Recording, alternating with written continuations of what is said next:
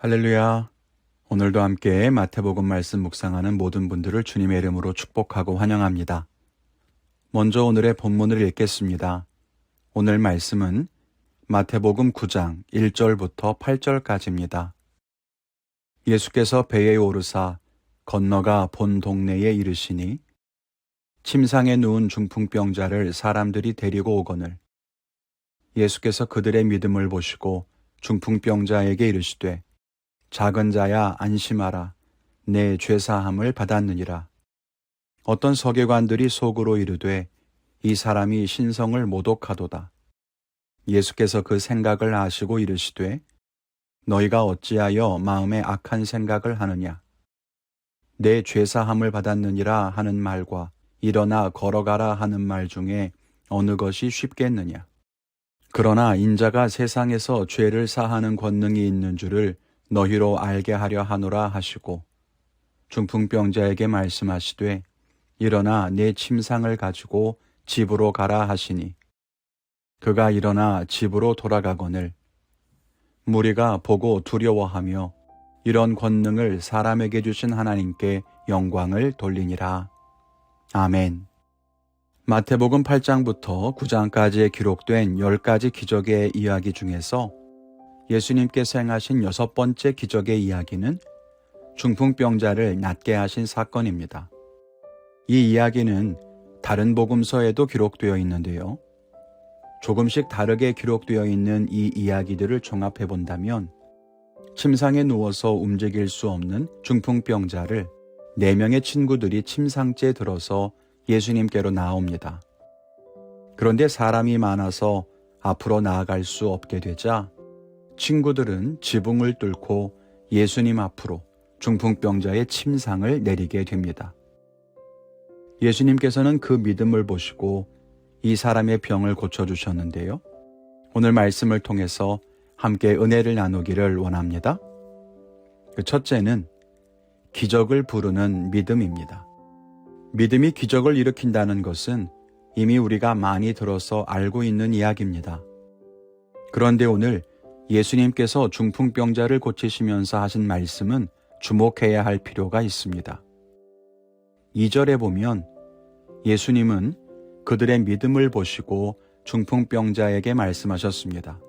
중풍병자가 자기의 질병을 고쳐달라고 예수님께 간청한 것도 아니고 이 환자가 예수님을 향해 믿음의 고백을 드렸기 때문이 아닙니다. 이 사람을 예수님께로 데려와 고쳐달라고 간청했던 친구들의 믿음 때문이죠. 그리고 예수님 앞으로 어떻게든 이 병자를 데리고 가야 한다는 간절함을 가지고 있었기 때문입니다. 이런 친구들의 믿음이 예수님의 기적의 은혜를 경험하게 만든 힘입니다. 그렇게 본다면 이렇게 질문할 수 있죠. 병자가 본인이 기도하지 않아도 주변에서 기도하면 응답받을 수 있는가? 본인에게는 믿음이 없어도 주변 사람들을 통해서 기적을 볼 수 있는가? 네, 성경을 읽다 보면 그런 일들을 많이 볼 수 있습니다. 지난번 살펴보았던 백부장의 하인도 그 사람이 직접 예수님께 나오지 않았고 그 사람에게 어떤 믿음이 있는지 알 수 없었지만 백부장이 예수님께 와서 말씀만 하셔도 낫겠다 그랬더니 정말 말씀만으로 하인을 고쳐주셨죠. 귀신 들린 딸을 위해 예수님께 나왔던 과부의 경우에도 그 사람의 믿음 때문에 딸이 치유받습니다. 우리가 중보기도하는 이유가 여기에 있습니다. 내가 기도할 때 우리 가족들에게 하나님의 은혜가 임할 수 있기 때문입니다. 질병으로 아픈 가족들, 믿음을 잃어버린 형제 자매들, 삶의 어려움으로 인해 낙심하고 힘들어하는 성도들을 위해서 기도할 때 하나님께서는 우리의 믿음을 보시고 응답하실 수 있습니다. 하나님을 진실로 의지하는 믿음의 기도, 가족과 이웃을 진실로 사랑하며 긍휼의 마음으로 드리는 믿음의 기도, 그런 기도에 하나님께서 응답하실 줄 믿습니다. 여러분의 기도를 통해서 각 가정이 살아나고 놀라운 기적이 넘쳐나시기를 바랍니다. 둘째는 죄를 사하시는 예수님입니다.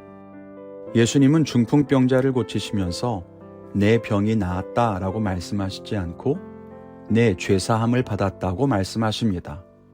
얼핏 보면 마치 이 사람이 죄로 인해서 병에 걸린 것처럼 느껴집니다. 그러니까 예수님께서 병을 고치면서 그 병의 원인인 죄를 사하시겠다고 한 것이 아닌가? 그렇게 생각할 수 있는 거죠. 사실 이 부분은 확인하기가 좀 어렵습니다. 왜냐하면 우리가 당하는 고통과 질병의 원인이 반드시 죄 때문이라고는 할 수 없기 때문이죠. 죄 때문일 수도 있고 사탄의 공격일 수도 있고 하나님이 우리를 연단하시거나 시험하시는 것일 수도 있고요. 아니면 우리의 잘못된 생활 습관이나 의도치 않은 사고일 수도 있는 거죠. 다만 우리가 한 가지 생각해야 하는 것은 이 세상에 고통과 아픔, 죽음과 상실이 들어온 것은 죄 때문이라고 하는 분명한 사실입니다. 하나님의 완전한 창조 세계에 죄가 들어오면서 우리는 하나님과 분리되었고 죽을 수밖에 없게 되었고 고난과 질병으로 인해 고통당하게 됐죠. 예수님께서 십자가에 달려 우리의 모든 죄를 담당하시고자 했던 것은 바로 이 모든 죽음과 고통을 해결하기 위해서 가장 근원적인 문제였고 우리의 힘으로는 해결할 수 없는 이 죄의 문제를 해결하셔야 했기 때문입니다. 그러므로 오늘 예수님께서 선언하신 이 말씀은 질병을 고쳐주시겠다라고 하는 것보다 훨씬 근원적이고 본질적인 회복의 선언입니다. 병이 나아도 사람은 결국 언젠가 죽습니다. 지금 당장 눈앞의 고통이 사라져도 금방 다시 새로운 고난과 시련을 만나게 됩니다. 그러니 일시적인 회복이 아니라 영원하고 본질적인 회복이 중요합니다. 그래서 예수님은 우리의 죄를 담당하시고 죽으신 것입니다. 우리가 때로는 해결되지 않는 문제와 사라지지 않는 고난 속에서 낙심할 때가 있죠. 아무리 기도해도 응답되지 않는 것 같은 그런 절망을 경험할 때도 있습니다. 그러나 기억하십시오. 하나님은 우리를 완전하게 회복하시려고 우리의 죄를 해결하셨습니다. 그 근원적인 문제를 해결하심으로써 하나님은 우리를 온전한 존재가 되게 하셨습니다. 그것을 믿고 오늘도 하나님 앞에 감사로 나아갈 수 있기를 바랍니다. 오늘 저는 말씀을 묵상하면서 가족들과 성도들을 향해 중보기도하는 하루를 보내겠다고 다짐합니다. 환우들 뿐만 아니라 경제적인 문제로 힘들어하는 성도들을 위해서 기도하고 아직 믿지 않는 가족들 때문에 마음 아파하는 성도님들, 그분들의 가정 구원을 위해서도 함께 기도하겠습니다. 여러분은 어떤 결단을 가지셨습니까?